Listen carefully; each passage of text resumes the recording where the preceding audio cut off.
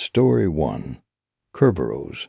A few months ago I was watching television in my living room when I heard the first howl. It reverberated through my bones like something from my darkest nightmares, leaving me temporarily immobile with the shock of it. After a few moments, I tried my best to regain my composure, reassuring myself with a forced laugh of self-deprecation that it was most likely just a stray dog or coyote. I told myself that it had just startled me with its suddenness, nothing more.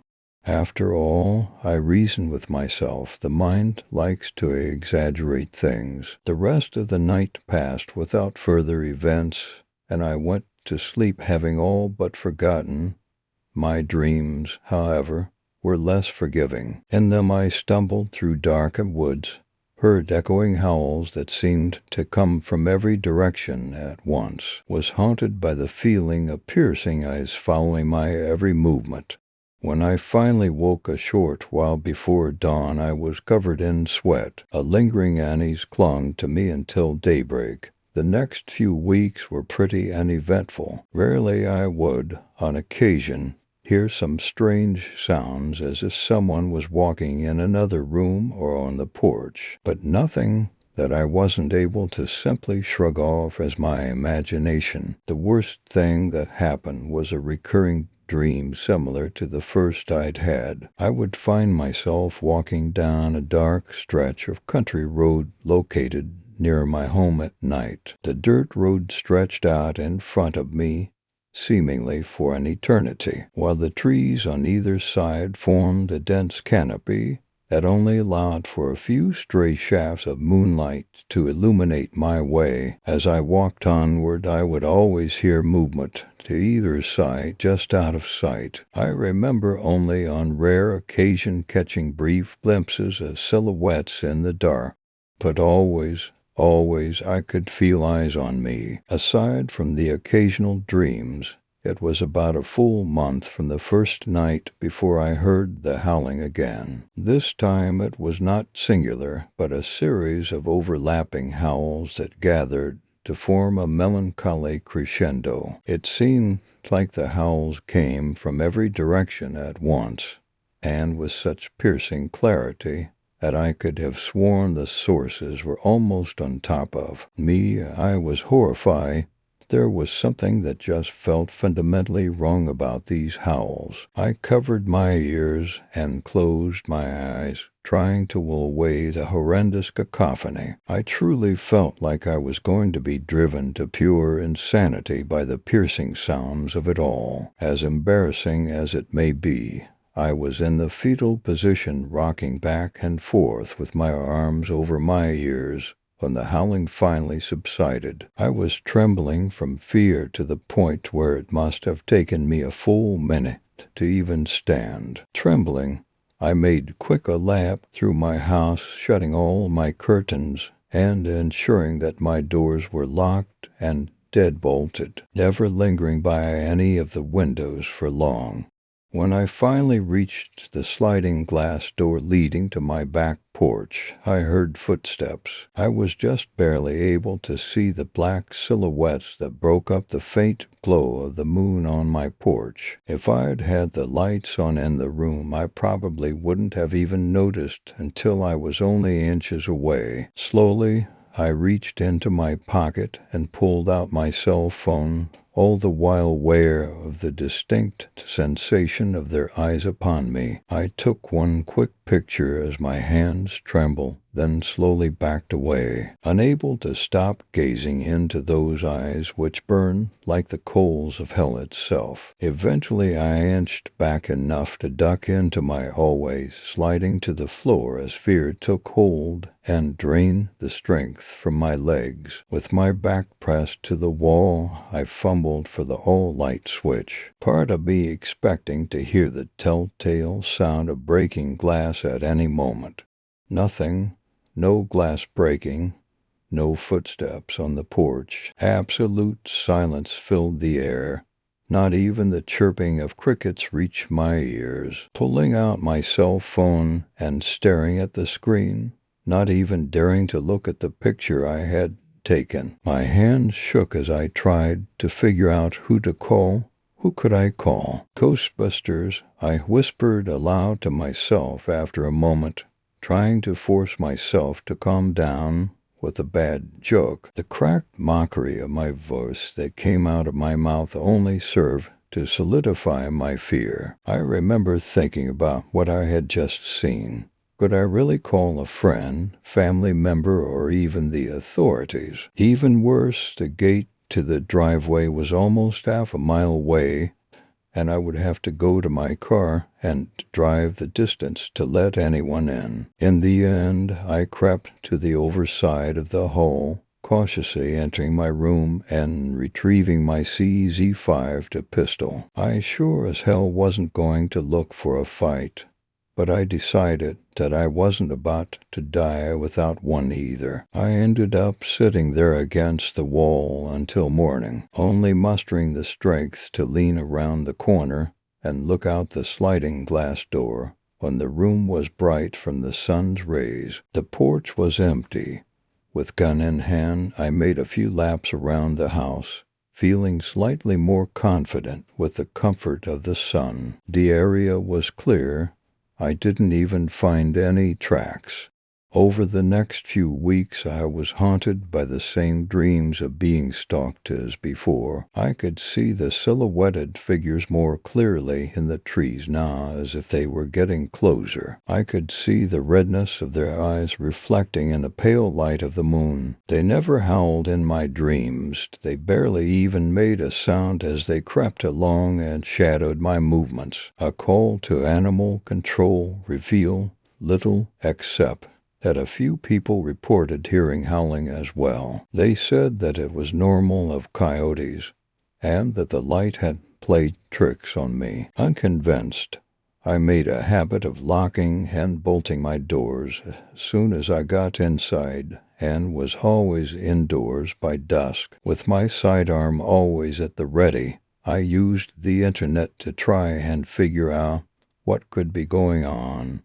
I poured through information about Canidae, Canis lupus familiaris, Canis latrans. I researched all of them. What I saw did seem like a vol for coyote, but those eyes, those howls, they were just so unnatural and unnerving that I couldn't accept this. Then there was the picture, that blurry picture from my cell phone that showed what I could only pray was a trick of the light. It was as if the creatures exuded tiny tendrils made of shadow that writhed in the air around them. I could only hope they were diseased or covered in wet and knotted hair. A part of me knew there wasn't such a clear-cut and simple explanation to this. However, despite wanting to remain skeptical, what I had seen and heard lead me to suspect there was something supernatural and malevolent about these things. Searches lead to stories of barghists and black shuck, mythical black dogs that are said to roam the English countryside as harbingers of death. I hated to even imagine this as a possibility, that my own death was just slowly stalking me until the time was right, that my end was near. Trying to allay my fears, I posted the picture I had taken on various forums, ranging from ones about wolves and wild dogs to those dedicated to the occult and supernatural. It seemed that every time I told my story, I was either met with ridicule or nut jobs who linked it all to ludicrous things like alien plots. I caught a few leads eventually in news reports. Stories started popping up from nearby towns of people committing suicide or being attacked by wild animals. People who had reported of hearing eerie howls much like I had. The sites were spread apart and seemingly randomized, but I kept up my search for similar incidents. I had to find something that would prove to myself that I wasn't simply losing my mind. Sadly, all I could do was keep searching and hope to eventually find some sort of meaning to it all. Finally, for nights ago, my dream changed. After walking for so long, I could finally see the end of the road. I was horrified. A few hundred feet in front of me, the road simply stopped, vanishing into a wall of trees. In shock, I stood there, staring at the throng of old pines, wondering if I should turn back. I had scarcely a moment to think before I saw it. Out of the center of the mass of trees plodded a large black wolf-like creature, barely more than a shadow. Its eyes pierced the darkness as it eyed me. Behind those eyes was an unmistakable malice. Even more frightening, there was an unmistakable intelligence in them.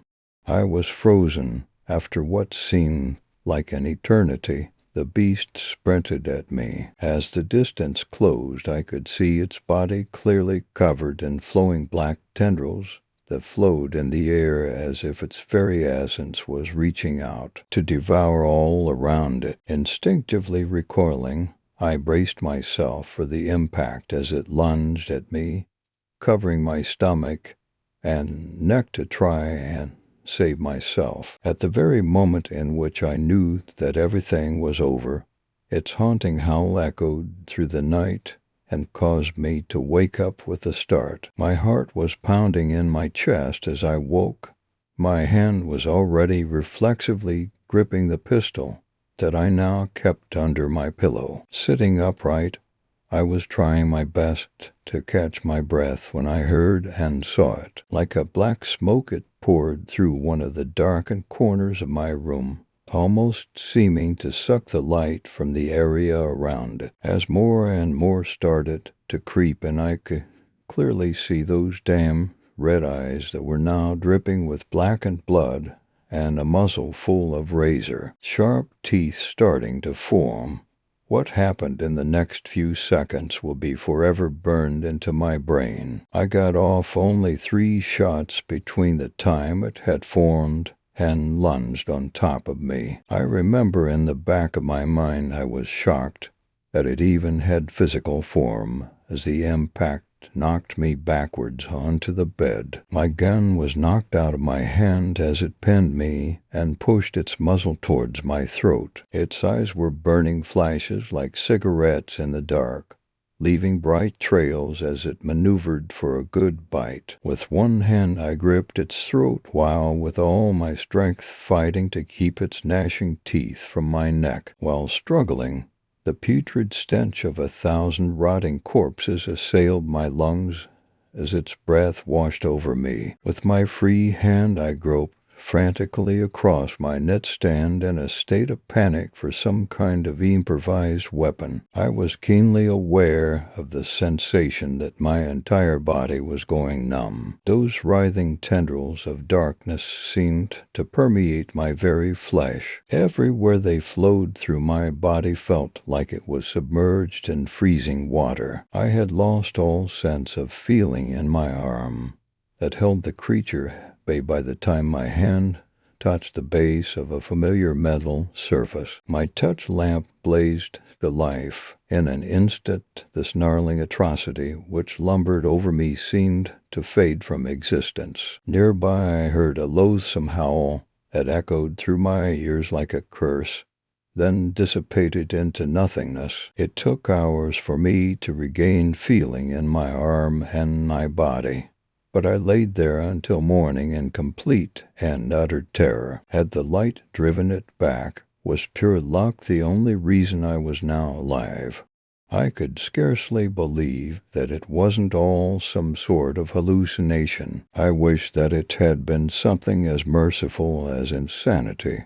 In bed, I remember pondering my situation, trying to put some sense to this all. 3 shell casings laid strewn across the floor, and there were no holes in my wall. I wasn't sure how to feel about that. It told me a few things, however. There was no blood, but that beast had been hit, and I was able to touch it. The sudden bright light seemed to have driven it back, but I had heard it later, so I doubted that it was fatal. It had appeared out of the darkest corner, so it possibly needed to manifest in darkness. Oh yeah, it also stalked me in my fucking dreams and toyed with me, only to then follow me into my bedroom and try to rip my throat out. I had no clue what the hell it was. I felt like I would never know what was going on. I started leaving all my lights on all night and switch all of my bulbs to 100 watt. Saving power isn't exactly high on my list of priorities anymore. I tried staying awake forever. Didn't turn out so well, but I can't remember what I dreamed of these past few nights. That's something I really don't find myself regretting. I've heard it nightly outside, howling, walking around on my porch. I don't think anyone can ever become accustomed to that accursed howling, but it doesn't completely paralyze me with fear anymore. It may not have been much progress, but it is something. Last night I had a bit of a breakthrough. Although it doesn't really help my current situation, I'd long ago assumed there wasn't any chance of actually getting a serious response in any of the forums I had visited and given bits of my story to. But last night I received an email from an alleged government worker. It seems I'm not the only one with first-hand experiences. He has been dogged, if you forgive the pun, by these same beasts for some time now as well. But unlike myself, he was able to dig up some information from classified documents that I would never have been able to get to. At first I was extremely skeptical until I began to read through the information he had sent me. Too many pieces fit into place for it to be sheer coincidence or him making things up. Although it is a lot of data to process, I'll relay the story as it was told to me. Story 2. Jack Deacon loved yard sales. Yet, despite the size of the neighborhood sale he'd found on his way home from work, nothing had caught his eye. Disappointed, but glad he'd stopped anyway, Deacon turned away from the table he'd been going through and tripped over something at his feet. With a few ungraceful steps and a hop, he managed to keep himself upright and looked to see what he had stumbled over, at the same time choosing to ignore the amused looks and snickers of his fellow treasure-seekers. Acting as though nothing had happened, he bent over and picked up the object that had been carelessly left behind him. It was a simple box, covered in a thin, tight layer of old dark leather, approximately 18 inches by 18 inches by 18, with a brass latch and pin, securing a circular lid in its top, as well as brass trimming and a crank on the right side. The design was clearly that of a jack-in-the-box, a common children's toy that when turning the crank produced a tinny song and a cheap scare as an overly made-up clown or jester popped out upon the song's completion. This, though, was not your average jack-in-the-box. Typically, the toy, now mass-produced in various warehouses across the world, was made out of pressed tin, was feather-light, and about half the size. Also, Deacon could not recall ever seeing one that latched shut. What was the purpose in that? It would ruin the scare if the clown couldn't pop out at the appropriate time. He tried to pull the brass pin out, but it was stuck and refused to budge even a hair. The result was the same with the crank as well, and despite his efforts, he couldn't get it to produce even a single musical note. Even though the toad didn't work, it intrigued Deacon. It was clearly old and probably needed some repairs, but he was willing to bet that even in its current state it was worth some money. He turned the heavy box over and around, looking for a price sticker, but could find none. Someone here must be selling it. Perhaps a kid had taken the sticker off in hopes of playing with it. He carried the jack-in-the-box to the only table with someone sitting at it, a rail-thin, middle-aged woman with long red, extremely frazzled hair and tired blue eyes, sat with a clipboard and a metal box, exchanging various odds and ends for cash. He waited patiently behind three young boys who were debating the value of a box of sports cards. When they finally agreed on a price, they paid for their cards and moved on. The woman at the table looked at him with such exasperation he was sure she was going to demand to know what he wanted. He was surprised, though, when her expression softened. "Can I help you? I can't seem to find a price on this thing. Do you know how much it is?" He held the jack-in-the-box out for her to see, but not far enough for her to take it from him. "What is it?" She tilted her head, but saw nothing but an old box, a broken jack-in-the-box. He turned the box enough to let her see the crack on the side. "You want to buy a broken toe, and a dirty one at that."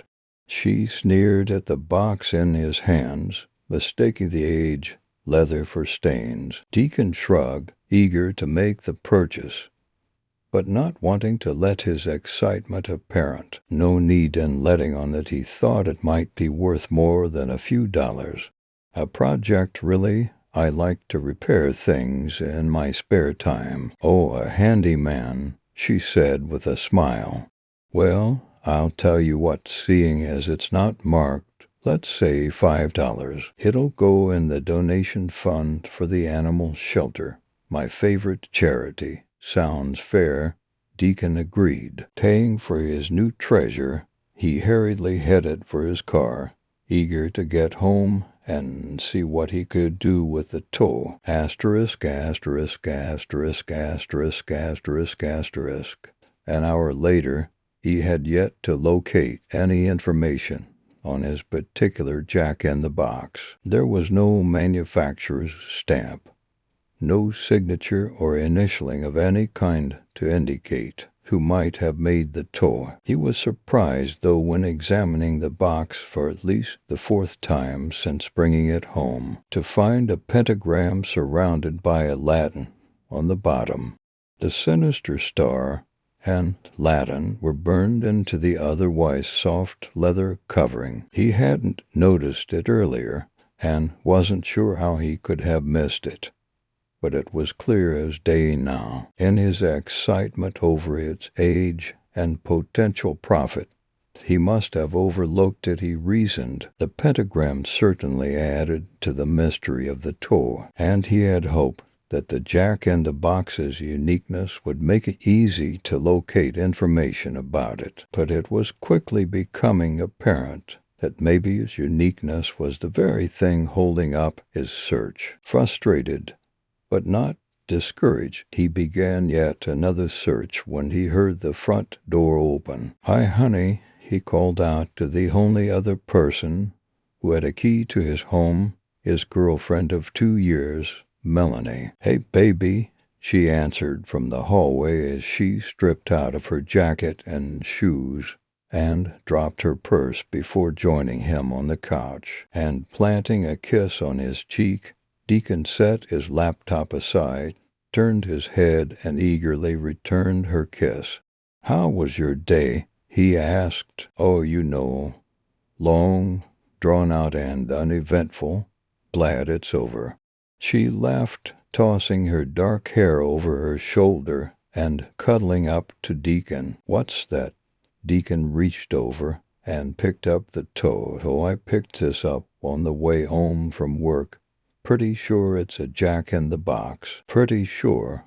she asked quizzically. Looking at it, she couldn't think of anything else it could be. "Well, the crank won't turn, and I can't get the pin out of the latch." He shrugged and handed the box to Melanie. "But it's obviously old, so even if I gotta get some work done to it to get in working order, I think I can make some money off of it. I've been searching online ever since I got home. Greater than Melanie turned the box over to examine it, noting the pentagram and Latin before setting the heavy box on her knees and rubbing her fingers together, surprised and a little disgusted by the soft texture of its surface. Weird, huh? It's covered in some type of leather, but that's gotta make it even rarer.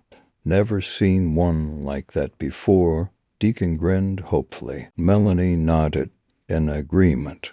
What does the Latin say? I'm not entirely sure. I've put it through a translator, but it makes no sense. Something about music and a sleeper. What about these? She asked, pointing to the metal caps on the box's corners. Deacon leaned in closer and noted that every three-sided cap had engraved on each of its flat surfaces the number 6, so that each corner read 666. He stared for a moment in disbelief. How could he have missed that as well as the pentagram? Maybe it was time to go have his eyes examined, he thought ruefully.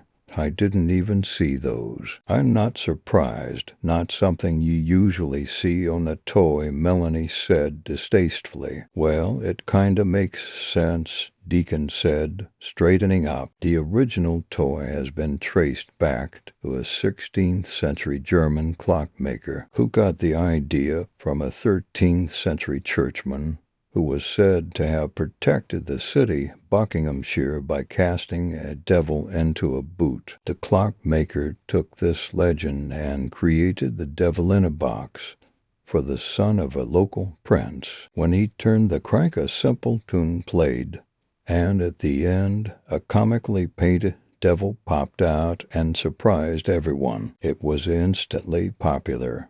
All the nobles wanted their own devil in the box. Sometime during the Renaissance, the devil was replaced with a jester, and the toy became known as a jack-in-the-box. Jack was an old nickname for the devil, so it still meant the same thing, but it seemed to have more appeal to people in that way. Deacon explained. Creepy, Melanie sneered as she picked it up off her knees to hand it back to him. In her attempt to touch as little of it as possible, she misjudged its heaviness, and her hands slipped, nearly dropping it. Her reflexes were quick, though, and she caught it by the crank, causing the old brass handle to move forward. When it did, the first few beats of "Pop Goes the Weasel" rang out in clear, tinny notes. I thought it didn't work. Deacon excitedly grabbed the jack-in-the-box and set it on his own lap. It didn't. I couldn't get it to turn at all. Must have just been stuck. Guess you loosened it.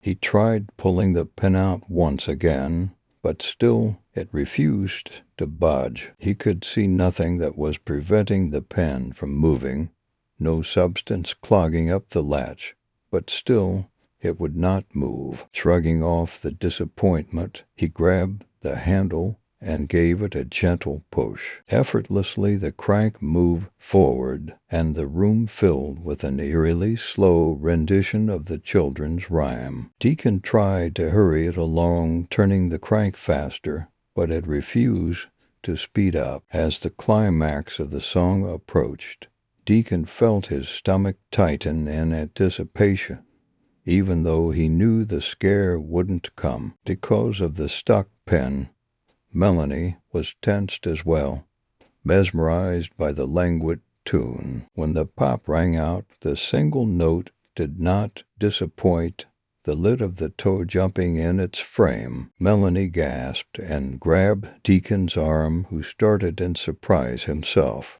the vibration of the box's movement still ringing through his hand. A second later, the couple looked at each other and laughed. Clearly, Jack is ready to come out and play, Deacon chuckled, pulling at the pin again. Melanie sighed loudly, shaking off the scare. Well, I am ready to eat, she informed him, taking the jack-in-the-box from his lap. still touching it as little as possible, and setting it on the coffee table next to his laptop. I am craving burgers from Maze. In truth, she didn't really care where they went. She just wanted to be out of the house and away from the creepy toy. You got it, he agreed. Asterisk, asterisk, asterisk, asterisk, asterisk, asterisk. Dinner at Maze had turned out to be an excellent idea. For nearly 2 hours they sat in a corner booth sharing food, wine, and stealing kisses while discussing their anniversary plans for the following weekend. After dinner, Melanie asked Deacon to drive her home. She was a lightweight when it came to alcohol, and she did not want to drive herself home. Unable to convince her to stay at his place, he dropped her off and promised to bring her car by before she had to go to work the following day. Entering his place alone, Deacon felt a little lightheaded himself, but decided a single beer wouldn't put him over the top. Grabbing the drink, he flopped down on the couch and looked down at the Jack-in-the-Box, shocked to see the pen, stuck all day despite his best efforts, lay neatly next to the antique toy. Deacon set the unopened beer on the couch next to him, picked up the brass pen, and stared at it in confusion, unable to reasonably explain how it had come loose and landed so neatly next to the Jack-in-the-Box.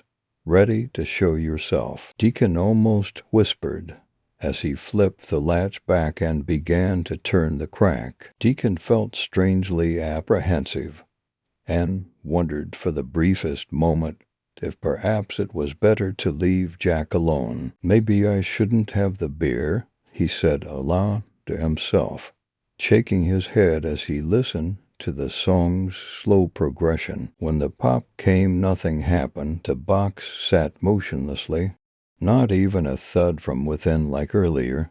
Deacon sighed. Now what? He went to the kitchen to retrieve a butter knife.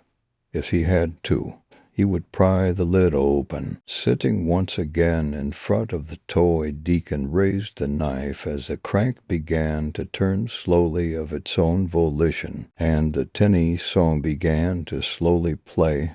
I must have cranked it too much, he told himself as he watched in silence. As the pinnacle approached, Deacon was suddenly unsure whether he wanted to meet Jack or not. Before he could decide, the circular leather-covered lid flipped soundlessly open, and a blur of gray and white shot out of the box towards Deacon. More startled than he would ever admit, Deacon jumped and reflexively put up his hand, then cried out as a flash of white-hot pain shot through his palm.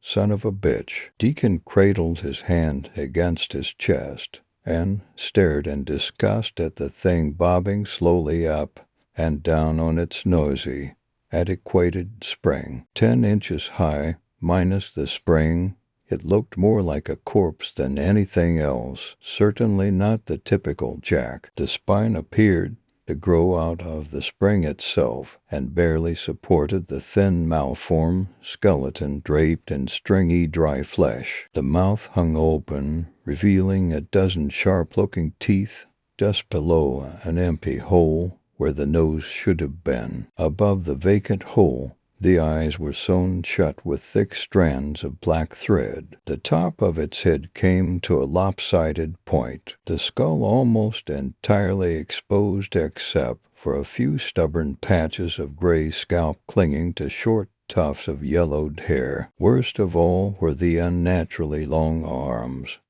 and exaggerated fingers that looked more like claws, tipped red with Deacon's blood, and pulled close to its desiccated rib cage. His palm throbbed painfully, reminding him that he was injured. Looking down at the rivulets of blood running down his wrist, Deacon angrily backhanded the toe off the table, satisfied by the noisy way it crashed to the floor before heading to the bathroom to clean himself up. Asterisk, asterisk, asterisk, asterisk, asterisk, asterisk. After deciding he didn't need stitches and bandaging up his hand, Deacon returned to the living room, picked up the jack-in-the-box, and set it back on the table. Despite his momentary anger, he still thought the toe could be worth something and hoped he hadn't damaged it with his childish gesture. Tomorrow he would look into taking it to an expert. For now, with Jack tucked back inside the box, a task that took far more effort than it should have, Deacon latched the toe, replaced the pin, and went to bed. Asterisk, asterisk, asterisk, asterisk, asterisk, asterisk. Just a few hours later, Deacon woke to a sound he knew but couldn't place, wanting nothing more than to go back to sleep, but knowing that it was not going to happen until he knew what woke him. He forced himself out of bed to investigate. Nothing was out of place in the bathroom, so he headed down the hall towards the living room. It was empty and dark except for the bright blue light from his laptop battery. It flashed its low-power warning off the amber-colored glass of the broken beer bottle, which lay in a pile between the couch and the coffee table. Looking at the mess, he realized what had woken him, the sound of glass breaking. But how had it happened? Even if the bottle had rolled off the couch, the distance was short and the floor was carpeted. It shouldn't have shattered. As he stood there trying to think of a reasonable explanation for the beer bottle breaking, he noticed the empty spot on the coffee table. Where was the jack-in-the-box? The brass latch pin, once again removed, lay next to his laptop, but the toe was nowhere to be seen. He closed his eyes and retraced his last few moments before going to bed. He was certain he'd left the toe here, so where had it gone? Was someone in the house? Had he been robbed? Cautiously, Deacon headed to the kitchen, the only room he'd yet to check. He'd barely stepped into the room when Pop Goes the Weasel began to play from somewhere behind him. He spun around, expecting to see someone sneaking out of his house with the toy, but he was surprisingly alone. The song, though, continued to play, and to Deacon it seemed to be slowing down, almost as if it were calling to him, enticing him. He left the kitchen and followed the metallic tune through the living room, past the front door, and into the hallway where the song continued, past its climax, only to start over again. "Melanie," Deacon called out tentatively. He knew it wasn't her, but hearing a voice, even just his own, made him feel less alone, less vulnerable as he searched for the misplaced toy. "Melanie, is that you?" He walked slowly down the hallway, certain the music was coming from his bedroom, but pausing to check the bathroom anyway. He didn't want to admit it, not even just to himself, but he was delaying the discovery of the toy as long as possible. "Melanie, I thought you didn't want to stay over tonight." When he reached his bedroom door, he could hear the music as clearly as if he were holding the toy, but even if it was overwound, the music shouldn't still be playing. Plus, he knew he hadn't shut the bedroom door when he left the room. So it had to be Melanie. It just had to be. As soon as he twisted the doorknob, the music stopped. Mel. He pushed the door all the way open, hoping to see her standing there grinning triumphantly, pleased with herself for scaring him. Instead, he was greeted by an empty room, empty except for the jack-in-the-box sitting squarely in the middle of his bed. A chill ran through him, covering him head to toe in thousands of goosebumps. The jack-in-the-box had not been on his bed, he would have noticed it. Melanie had to be behind it. Stepping into the room, he looked behind the door, in the closet, behind a large cardboard cutout of Superman, and even dropped to his knees to look under the bed. But despite his hopes, they were all empty. He was pushing himself up off the floor, when the jack-in-the-box began its serenade yet again. It was so startling that his hand slipped, and he landed back on his knees next to the bed. Son of a, the music picked up speed, making Deacon's heart skip a beat. Stop, he whispered pleadingly, reaching out to halt the crank. Before he reached it, though, it stopped, one note before the pop. Laughing in nervous relief, Deacon sighed and dropped his head on the edge of the bed. He had never been so relieved or felt so stupid. He stared at the box and couldn't believe that he had let paranoia get to him. It was only a toy. Nothing but wood and metal, nothing vicious, nothing to be afraid of. While he knelt there berating himself, the single note announcing Jack's arrival chimed. The metallic ping was like a gunshot in the silence, and as he raised his head, the monstrous toy sprang from its hiding place, its long spindly arms reaching out for him. This time Deacon screamed and threw himself backwards, landing on his backside as Jack continued forward, the momentum carrying the toy off the bed where it landed between his legs. Holy crap, he cried angrily, not sure what he was angrier at, the toy or himself for fearing it. It was very old. There were kinks and loose parts, things that surely needed to be repaired.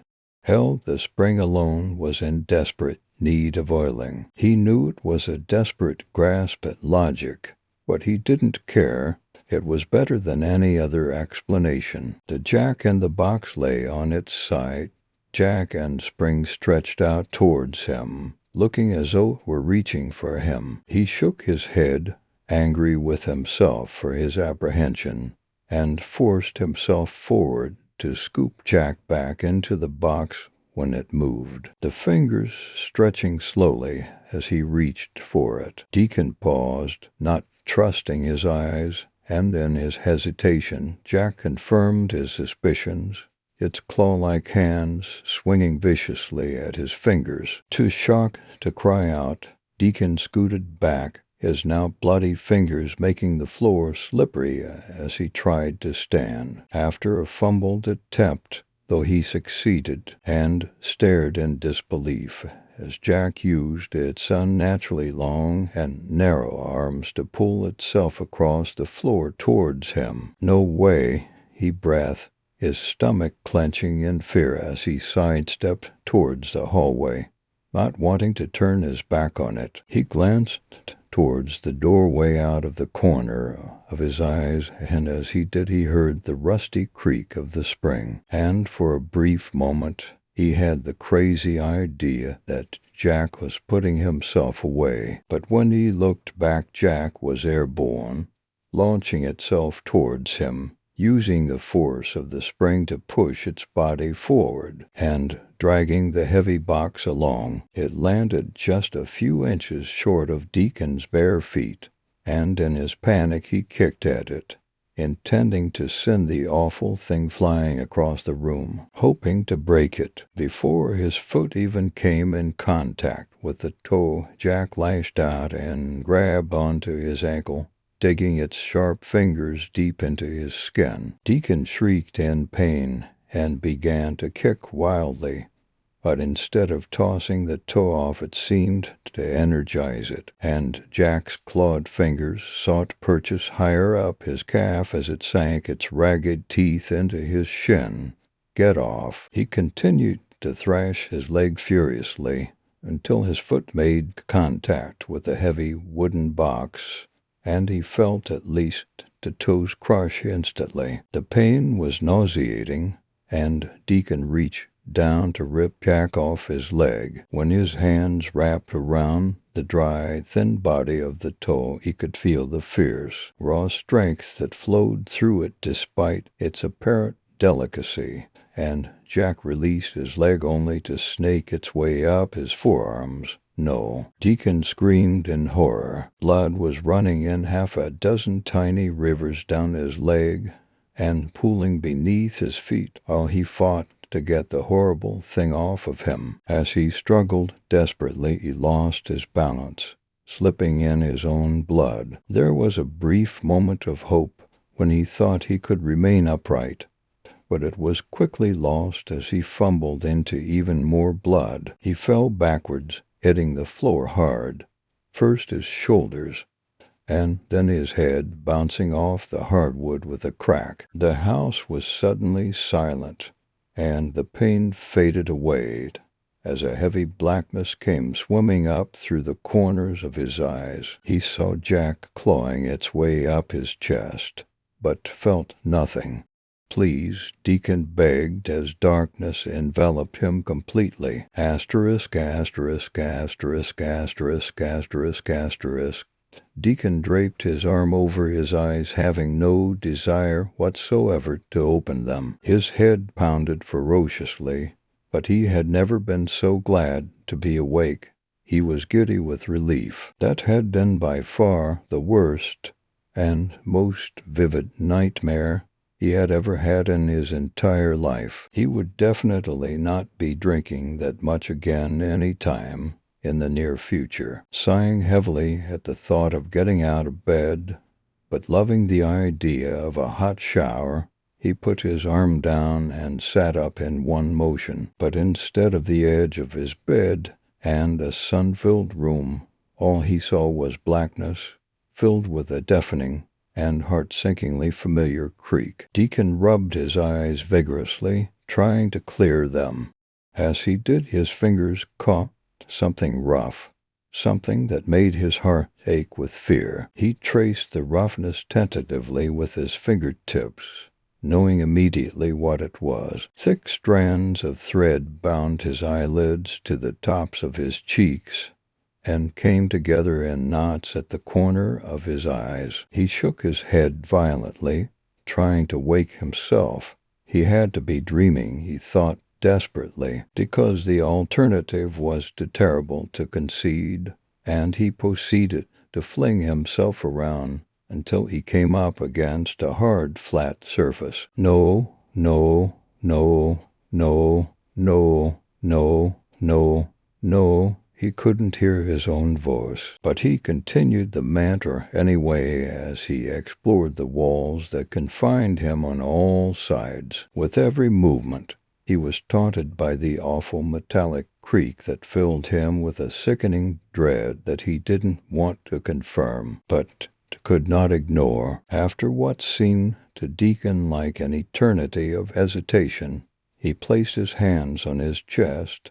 Startled by the sunken spots he felt, he continued down his waist, aware of areas of pain and a wetness he was sure was blood, but neither of which concerned him. He forced himself to explore further, past his belly button, and then nothing. No more flesh and bone.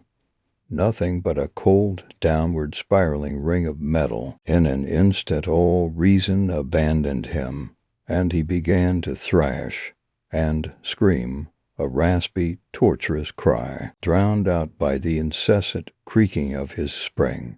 Story 3. The Wolves of These Frozen Woods. I can't stand to be back here. This tiny, rural town I grew up in, it makes my skin crawl to see everything around me. I'm well into middle age now, but it's like this town has been frozen in time since I was a teenager. And the older I get, the more things that in childhood seemed warm seem to radiate a freezing cold. The more things seem to hide teeth and claws and menace. I'm standing in these woods, the ones across from the house I grew up in, and I fall back into memory so easily. Everything is frozen. Everything is the same, just a little more. It's like something's wrong with the daylight here. My brother James likes things from the woods, animals, birds especially. When we were children, we used to go out into these woods almost every afternoon, looking for them birds. We'd just watch them, and he was so amazed, so in awe of these creatures. He never even got to close, so gentle, he'd just look up at them, appreciate the fact that they were there, And then he met Billy and Michael and Peter, and then he started shooting the birds. My mind goes back almost 30 years. I feel like I'm right there. Like I'm right there. These woods will do that to you. I think back to that night. The first night that James, I'm sitting at the family dinner table. I'm 17. I count the plates 1, 2, 3, 4, 5, 6. Count the chairs 1, 2, 3, 4, 5, 6. Count the bodies 1, 2, 3, 4, 5. Where's my brother? Where's James? My sister says he went out with his friends to the woods, she thought. My mother says she doesn't like him after dark. 13-year-old boys should be home eating their dinner and not out in the woods at night. The food's getting cold as the air outside the house. Still no James. It's getting late. It's getting later. No one's seen him. I breathe in and out and in and out and in. Hold my breath. Time crawls. No James. I walk to Peter's house. The wind is picking up. The night is black. No moon. No nothing. My sister thought he was with his friend Peter. In the woods. In the woods, Peter said. We were running, laughing. We were in the woods and trying to catch rabbits. We were in the woods trying to shoot a deer. We were in the woods, but then we left the woods, he tells me. We parted ways, and I went to baseball practice, and Billy went to the store, and Michael went home to his mother, and I don't know where James is, says Peter. I don't know. But he's not in the woods. The sheriff is called. They're all looking. Mother is sobbing. Father is drinking. My brothers and sisters are in and out of the house looking. Help them, Father says. You're 17. You're a man. Almost. Look with them. Help them. But I'm stuck to the chair and I'm staring out at the trees. I'm looking out to the part of the wood I can see from our window, and I hope to God. I hope that he is not in the woods. He knows these woods. He knows them. One day gone, and I look out at the sun starting to bleed through the trees. No sleep, eyes open. Mocking sun in the morning teased. One night gone. One night gone, and no sign of James, the things in the woods. My mind cycles through the things in the woods. It cycles through everything soft and sweet, everything that eats plants, everything harmless before I think of the wolves. Oh God, the wolves. I stand out at night yelling, staring at the woods, staring at the trees. Maybe if I squint my eyes, maybe if I look closer, I'll see him there, waiting. James. I call, every James echoing out into the black night. Where has the moon gone? Dogs bark and wolves howl. No one stops my own howling. I yell until my throat is raw and red and slashed up inside, until I fall asleep in a bed of dying leaves that crackle as I shift in the night. Today's gone, taunting sun following me all day, saying, 2 days, 2 days, 2 days, you'll never see him again. Your brother's eaten up. The wolves will come for you as well when I set. They comb through the woods, and I wait and wait. Nothing. It's been too long. He knows these woods. He knows them. The wolves know them, too. Peter is helping us search. I ask him which way James was headed when he saw him last. Home, he says. He was headed home. Peter ducks behind a tree and starts crying. I know he's scared. I leave him there. I come back in 10 minutes, and his eyes are dry and he's ready to press onwards. But we see no sign of James. That taunting sun dies on the evening of the 3rd day, and the moon comes out, the moon we haven't seen for days. In the darkness, I can just make out a shadow coming toward the house. The outline of a person walking strangely, limping, staggering. James? James, is that you? No, no, not James. It's not James. It's a woman. The strange woman that lives in the decaying cabin on the other side of town. People come to her when they can't find things, rings or keys or books, and she closes her eyes and she draws a map, and the people always find their rings or keys or books. Sometimes people ask her what their futures will be, when they will die, and she says she doesn't know. She can't do that. She says all she can do is find things. Years ago, people say she saw 3 drowned children in her mind, drowned in cold, deep Echo Lake, all young. But she didn't know who, and she didn't know when, and she tried to warn the town. She tried to warn them all, but she didn't know who, and she didn't know when. And no one listened, and they let their children play in the lake, and the children were fine. And then one night, May Jackson, the preacher's wife, dragged her 3 children down to the lake, said she had the voice of God in her ear, telling her to bring her children to him. The next morning they found them, all 3 of them, drowned in that cold, deep lake. But the strange woman that lives in the decaying cabin on the other side of town says all she can do is find things. She staggers up to our doorstep and hands me a crudely scrawled map. The woods and an X deep in the heart of the woods. She walks away toward that moon as it crawls up the night sky. That same staggering, hunched movement. She turns back. Don't go alone. I race into the house and breathlessly show the map, my brother and father, to the sheriff. No words, we all tear through the woods, branches breaking, flashlights dying, running, running, running, running, and I can't breathe. And don't let him be torn apart. And I can't breathe, and don't let him be. And don't let him be, and don't, and don't, and don't, and please, and no, no, no, no, no, no, and oh God, oh my God.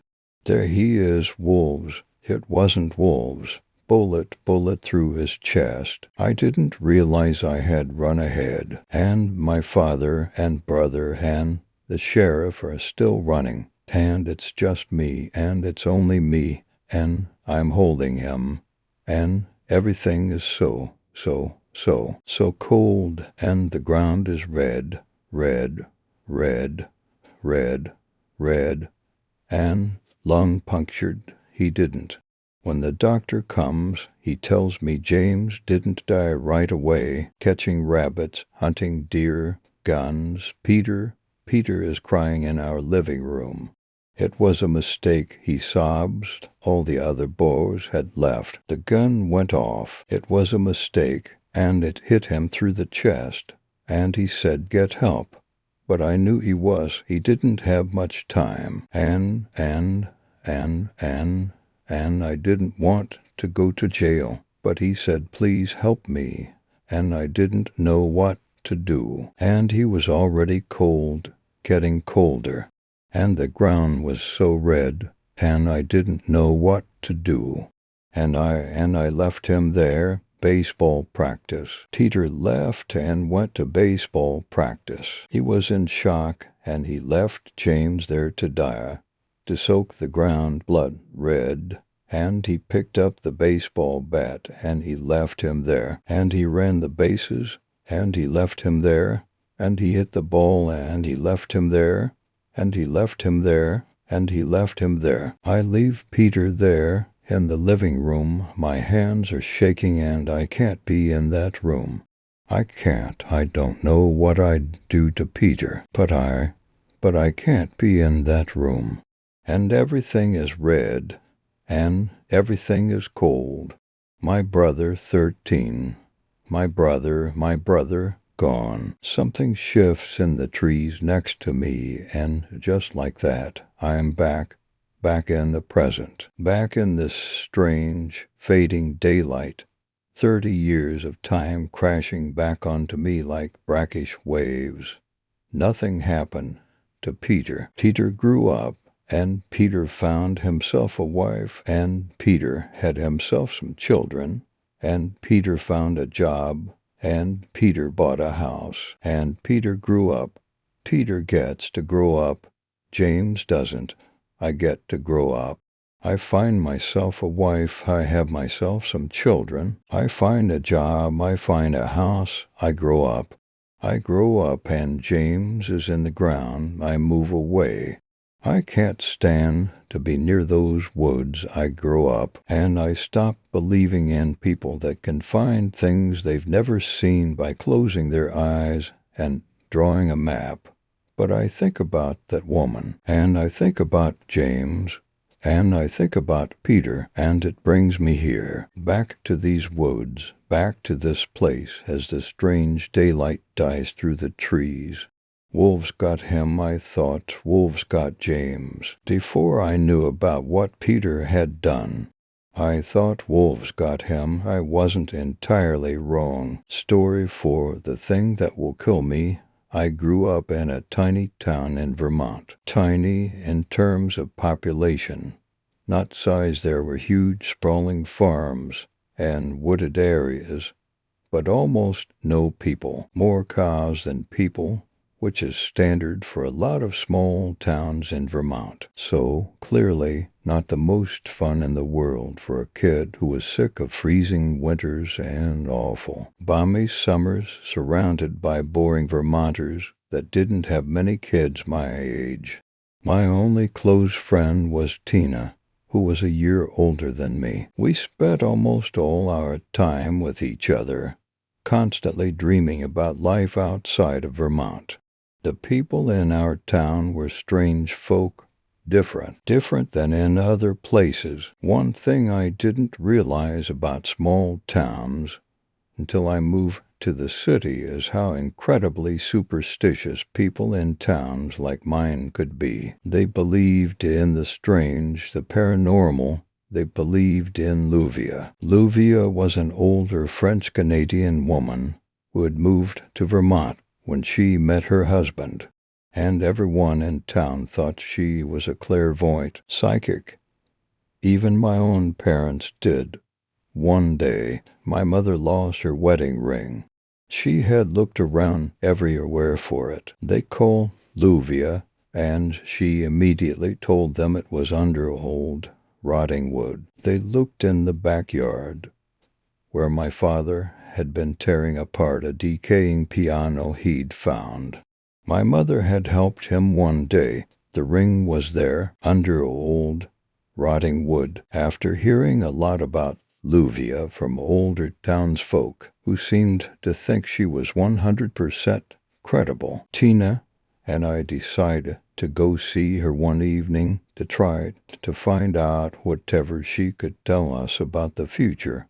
I was skeptical, but it seemed like a fun thing to do as a joke, so we dropped by her house in the early evening, and she opened the door as we walked up the pathway to her house. Before we even had a chance to knock, Tina elbowed me hard in the ribs and whispered that Luvia was clearly a psychic. She sensed us coming to the door. I whispered back that it probably had more to do with her house being full of windows, and the fact that she probably saw us coming from a long way away.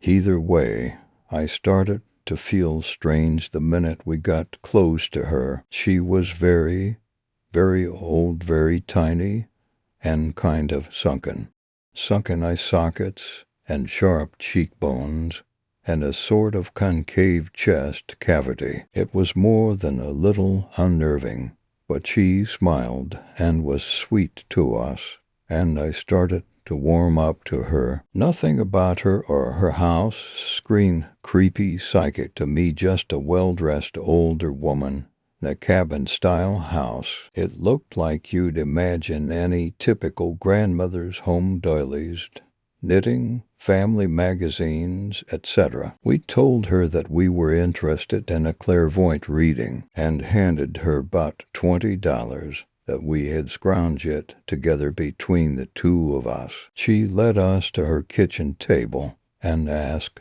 which of us wanted to go first. "What can you tell me about my love life?"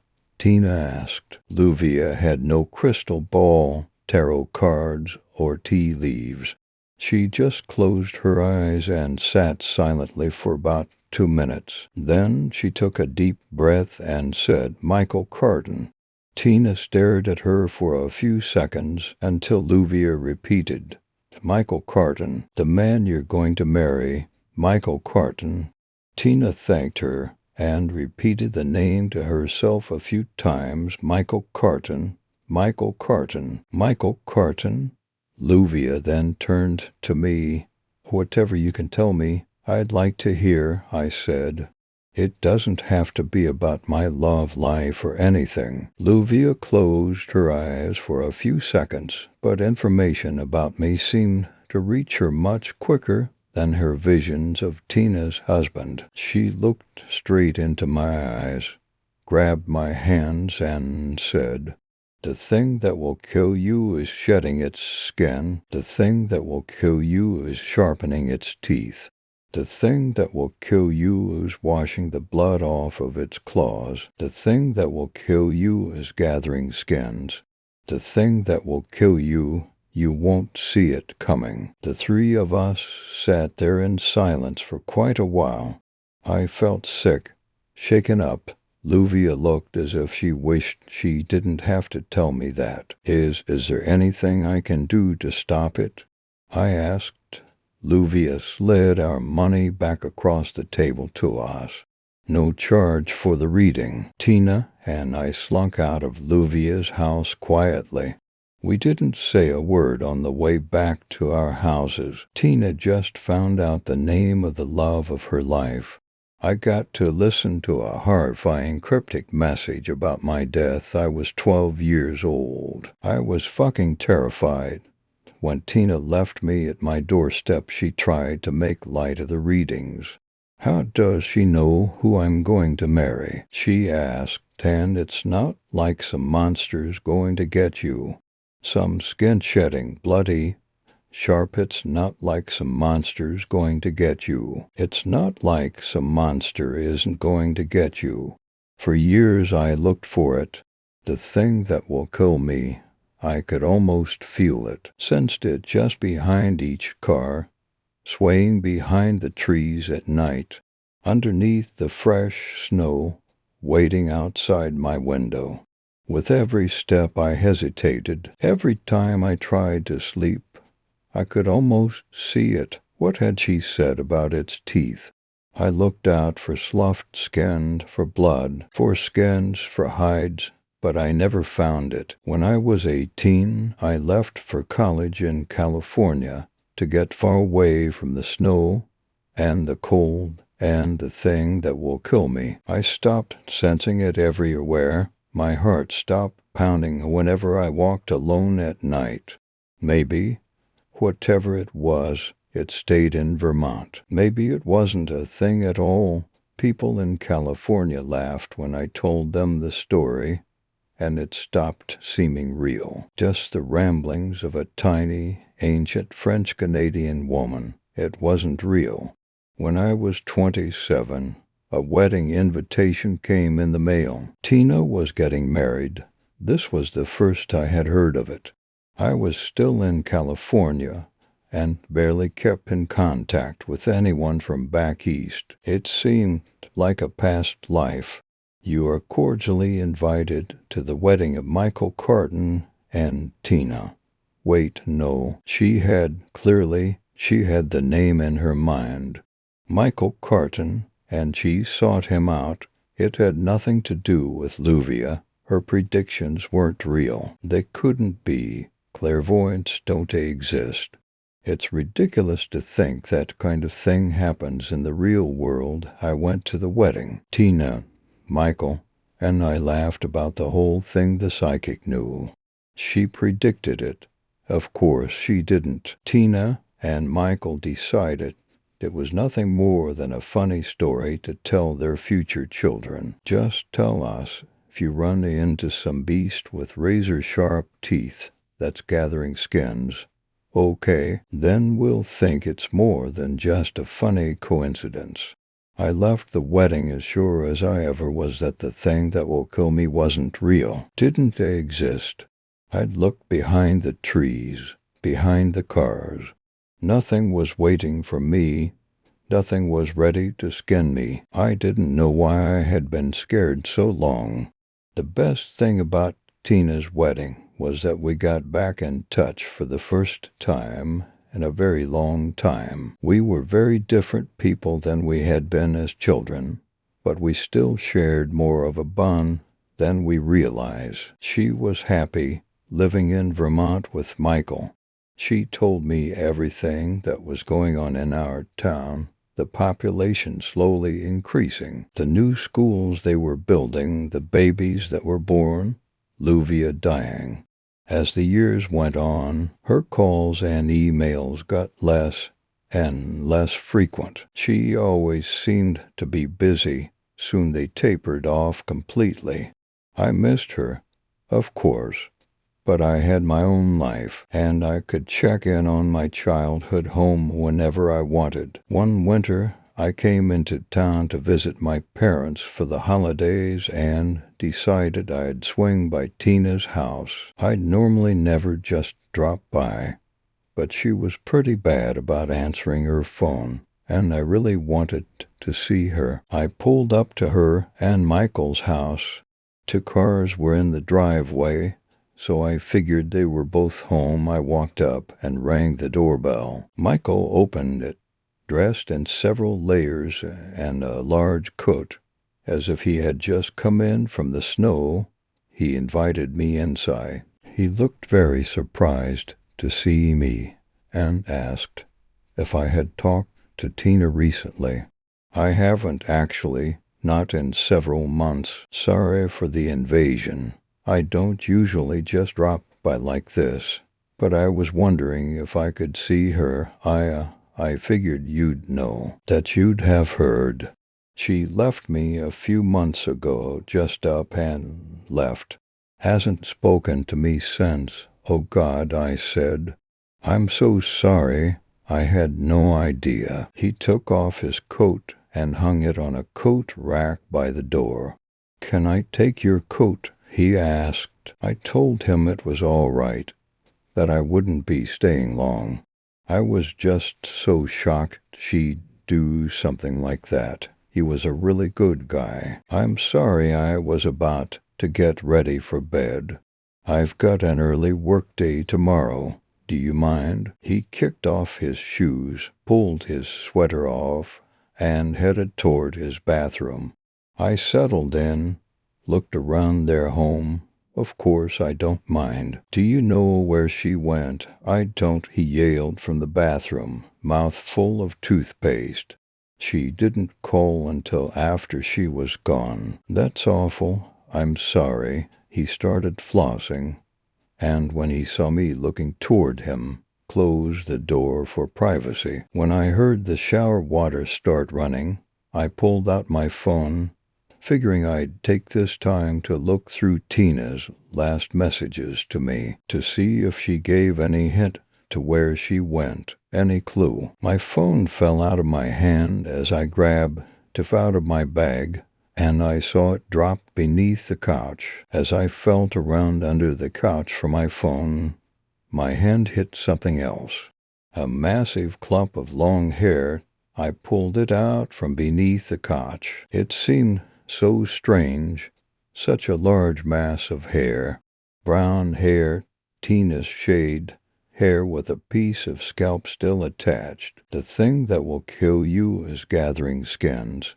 I turned toward the bathroom door, Michael was still showering. The thing that will kill you is washing the blood off of its claws, flossing, brushing. The thing that will kill you is sharpening its teeth, sloughing off his outer clothes, his shoes. The thing that will kill you is shedding its skin. Oh God, the thing that will kill me. I heard the water in the shower stop, movements from inside the bathroom. I ran out the door, slammed the door, sprinted to my car, shaking. Watching the door, my hands fumbled with keys, shaking the door to the house open. My car started, I drove, I didn't look back, I drove all through the night, through most of the next day, only stopping when I absolutely had to. I had no idea if he was following me. I had no idea what I had just seen. My heart didn't start beating normally again until I was 2 states away. I went home. This was months ago. I called the police. They investigated. Nothing turned up. They're sure she just left him, moved away. Maybe she did. Maybe she's far away, safe. Maybe nothing's coming from me. Maybe Michael's just a poor guy whose wife left him. Maybe it's nothing behind the trees, in the snow drifts, underneath the cars, outside my door at night, and the windows. Maybe it's nothing. Probably it's nothing. Luvia's been wrong before, hasn't she? The thing that will kill you, you won't see it coming. Story 5. Twist and Shout. It was late October in Brookhurst, Wyoming in the year 1965. I was 18, and I lived with my sister in an older barn house on the edge of town. I love that little town, especially in the fall. The deep oranges, bold yellows, and dense reds of the season would take over the huge blanket of once green trees that would cover almost all of Brookhurst. My sister and I both especially loved Halloween because of the simple fact is that we loved a scare every now and then. People of Brookhurst were seemingly more alive during that time. Even the trees would rejoice in the turn of the season and emotion of the people. I loved everything about autumn reconnecting with Brookhurst and the simple euphoria the town seemed to float in, except that one cornfield and that one scarecrow that sat in the middle of it. The poor little thing, so pitifully made, so sullenly placed. It wasn't exactly terrifying at first glance, but come to think of it, the thing aroused a disturbing feeling in my stomach every time I saw it. It had a faded gray sack that was tied with a rotting rope as its head. On the sack were 2 little black dots far apart from each other as eyes. It didn't exactly have a mouth except for a tear that veered a little to the left that looked like it was on the sack before it was made to be the head of a scarecrow. It didn't have much of a nose either, but more like a tiny raised bump that was right in the center of the face. For its clothes it wore a ripped blue and gray flannel under a pair of tattered overalls, with one misplaced patch lazily sewn on its hip. I remember that on its hands were a pair of faded dark blue field gloves whose fingers hung down sloppily. Every fall, this scarecrow would appear in the same spot, with the same spaced-out look on its face. Every year the same question arose of who put it there, when it got there, or how it gets there. Hallowed's field, where the scarecrow sits, has been abandoned for 20 years ever since Farmer Hallow died. This had been our little town mystery. It's kind of funny, but also a bit sad, that the scarecrow just sits there. There is no corn to be protected, and there are no crows to be ridden. The townsfolk had always blamed it on the kids, but the kids blamed it on the adults. No one ever owned up to putting the scarecrow there, and I don't think anyone would have wanted to. I started to pay more attention to it as I rode my horse down the main road into town. I stopped at the edge of the field and looked at it. The wind blew through the dead husks surrounding the scarecrow. They rustled, but the scarecrow sat unnerved by the wind movement. It began to bother me. I guess it was the horrifying simplicity of its face, but it scared me so much after that moment. I continued and went into town, satisfied with a newly discovered idea. Ignoring everyone, I finished my errand and started back home. As I rode up the main street, the field came into sight, and so did that dumb scarecrow. When I arrived at the border of the street and where the field began, I got off my horse and marched into the field towards said creature on the wooden stake. As soon as I was a foot away, it smelled a strange scent of sweat and salt. The smell was unruly to my nose, so I covered it with my shirt as I began to untie the arms and legs from the stake. I put the thing under my arm and walked to the rotting barn beside the field. Carrying the scarecrow felt unnatural. It had the weight of a dead dog, almost heavy, but not too much. I opened the door to the barn as it revealed the same aroma of the scarecrows. My eyes searched for something useful I could hide away the scarecrow with. They eventually found a loft and a beam that supported a broken part of the roof. I went up the ladder, hoisting the scarecrow on my shoulder, and slammed it down at the base of the pillar. I took out the rope that I bought at the store as my little errand and tied the thing to the column. Satisfied, I started my way down the ladder and to the field. I locked the barn door with chain that I had also brought. As I mounted my horse, a feeling of relief overcame me. It's not so much as that I was scared of the scarecrow, but it was the fact that it bothered me so much, and I probably wasn't the only one glad that it was gone for the time. 2 days came and went, and every time I passed Hallowed's field I smiled warmly to myself. April, what happened to that ugly thing over there? My sister asked as we pasted the field one day. I told her that I didn't know, and I was glad it was gone, and she agreed. After an hour at the Halloween store, we began to drive home.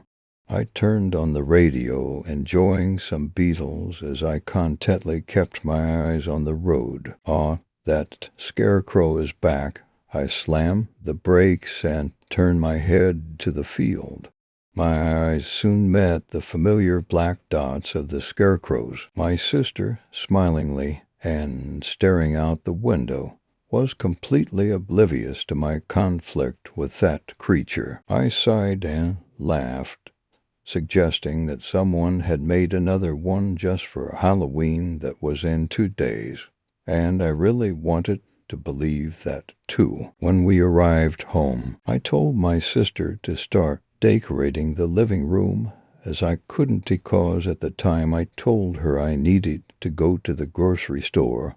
But in the back, on my head, I saw the empty stare of the scarecrow sitting on the wooden pole. I drove over to the field, an axe in my back seat, my mind being strangely calm and seemingly unaware of what I was planning. I arrived at the field and stormed into the field, the corn husks slapping at my side. I approached the scarecrow and swung the axe, cutting the head clean off. I hacked off the base of the wooden stake, and the body fell to the ground as I struck it over and over and over. Completely enraged, I even destroyed a few husks around it. After my episode, my adrenaline stopped, and I started towards my car.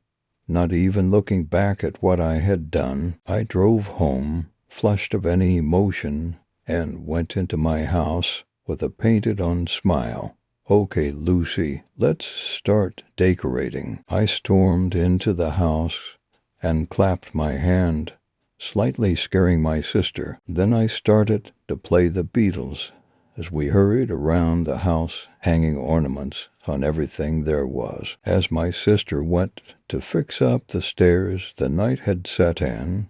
After that, we started to clean the house. Around 10 or 11, we started to play a board game, still enjoying the repetition of John Lennon's voice in the song Help. As I rolled the dice, a shrill neigh escaped the barn house.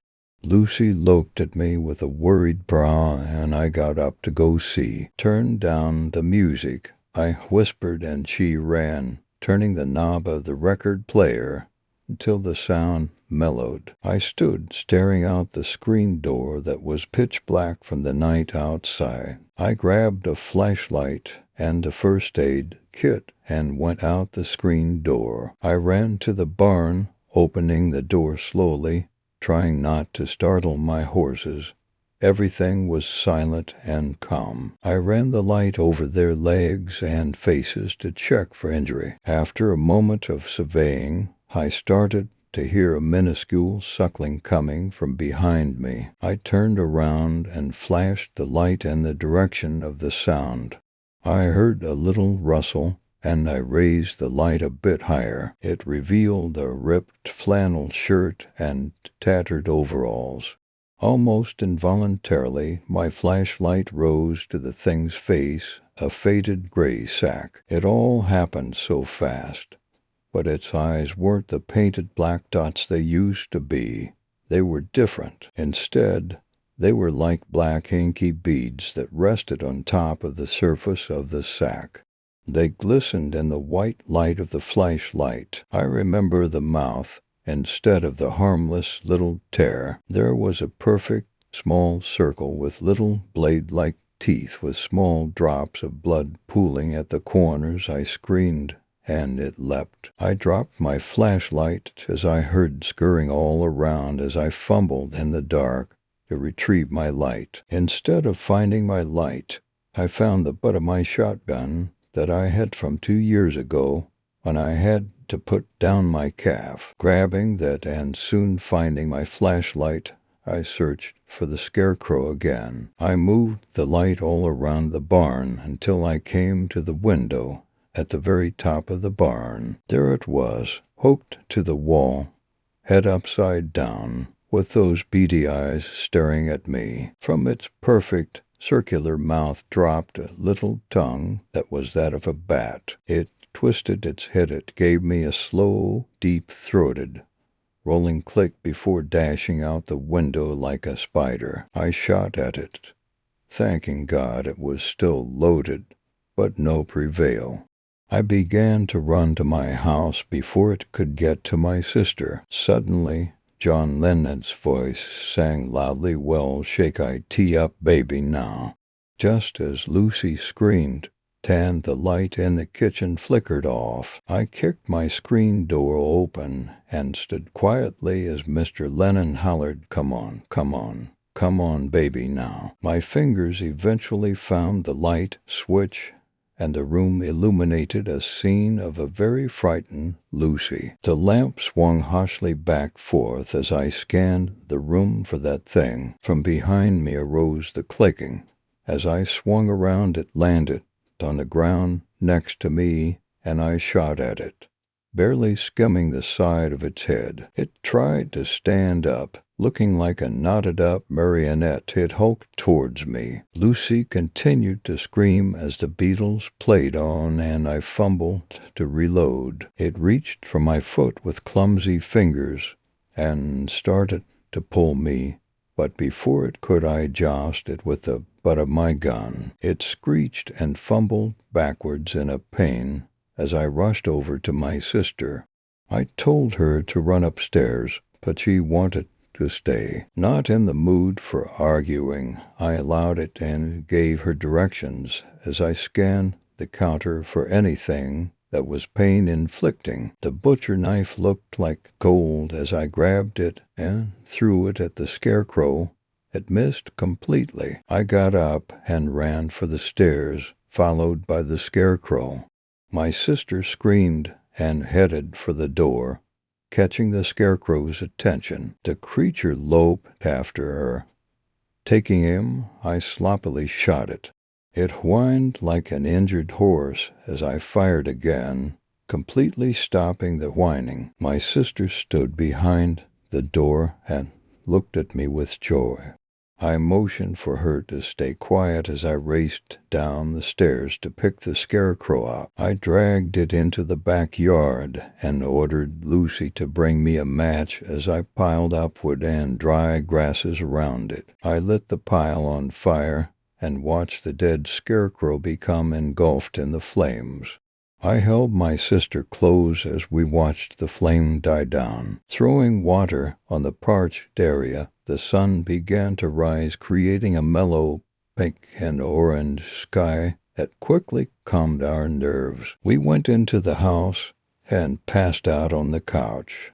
In the morning, I awoke and dressed for school. A completely normal morning, with no mentions of the night before.